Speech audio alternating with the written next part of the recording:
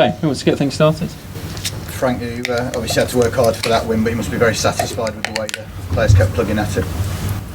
Yeah, every game in the Premier League's hard, particularly a team as organised as Palace are. And I thought that the first half we started really well. A goal would probably have put us in a really good position. We didn't get it. We allowed the tempo to drop slightly towards the end of the first half, but when we came out with the second half with the intent that we did and the extra 10% of urgency in our game, we won the game. Not say comfortably. The 2 goals is relatively comfortable. It could have probably been more with a bit more end product, but it was a nice solid win with a clean sheet. What does it say about Tammy that in the first half he's up against 2 really experienced centre halves, doesn't really get a kick in the first half, and then has one chance and takes it to settle the nerves? It says he needs to be better in the first half, doesn't it? I think it's. I spoke to Tammy because some games, as a striker, games in the Premier League will frustrate you because good defenders won't give you much space behind and maybe not in front because they're midfielder in front.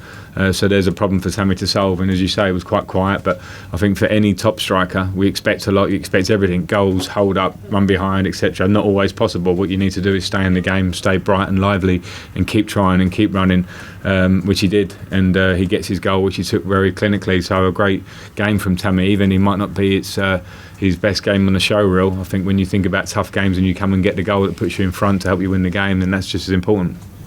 Christian obviously had his frustrations, Frank, a month or so ago, but do you feel vindicated now with the way he's scoring goals that everything you were telling him was right? I don't think it's vindication. It's more that Christian came from another league and didn't have a great break, etc. And I think he played some games early on, and the pace of the Premier League is tough for any player. It's been proven time and time again.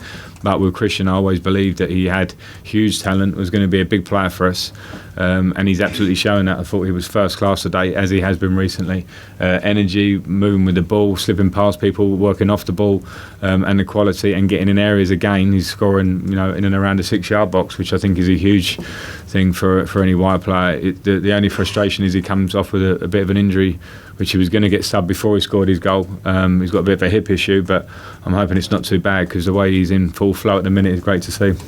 Frank, the comeback against Ajax is obviously very euphoric, but was, in many ways it's today against the Crystal Palace, as you said, it was very organised, more of a learning curve for the players in terms of trying to keep control of a football match. Yeah, I think so. I think we expected that today as well, which is good because we passed that test. But we've had a few teams come here and be difficult to break down. Newcastle being one pretty recently that and Brighton and these teams, and it is a test of not only how can you unlock the door and change your game up and break them down with movement or passing or taking people out of the game with the ball at your feet, but it's also can you switch on to making sure that you don't get the sucker punch. And a team like Palace are absolutely set up to be able to do that to you with the qualities they have with Zaha and Townsend, etc. So I think as an all-round game, as much joy as you can get out of the win and the goals, you can get joy out of the performance of Kurt Zouma and Fikayo Tomori and the discipline of the midfield in front of them, etc. So I was really delighted with the sort of game management, I suppose, of a game like today. Frank, your first Premier League start for Reece James as well. How pleased were you with him up against Zaha? Yeah, I thought Reece was fantastic against one of the best wingers in the league, 1v1, a real threat, and as I say, on a counter-attack, anytime he wants to get at you, Reece dealt with most of those situations. He also joined in attack with some of his ball. You can see how comfortable he is with the ball at his feet, and he's delivering his passing. So I was pleased. I trust in Reece, and out of all the younger players who have been getting a chance this year, he's had his injury early season and has got fit that little bit later, but he's been training at a level and coming on at a level where he deserved minutes today, so he did brilliantly. Okay, we're going to do 2 more and then we're going to do Mondays. Neil? How tough are those calls, Frank, to make, to put a young player in, but also to tell Aspilicueta that he's not playing today?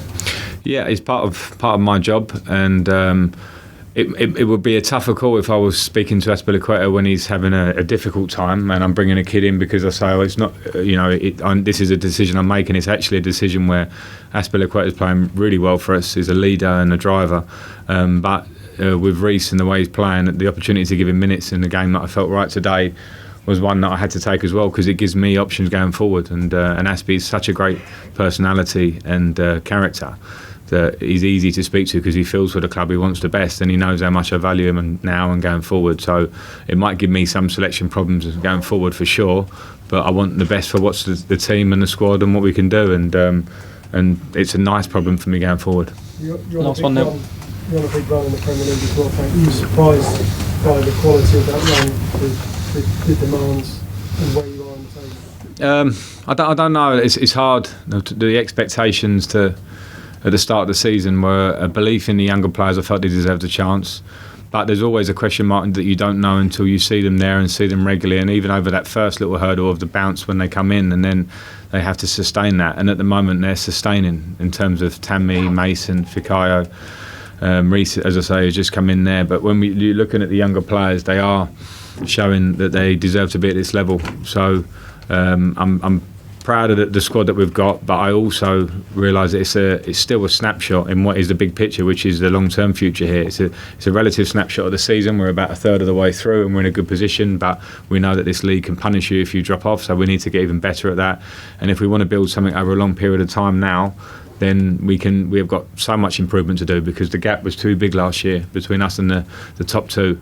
So we want to try and close that. Okay, thank you all. Monday's on the side Thanks. here.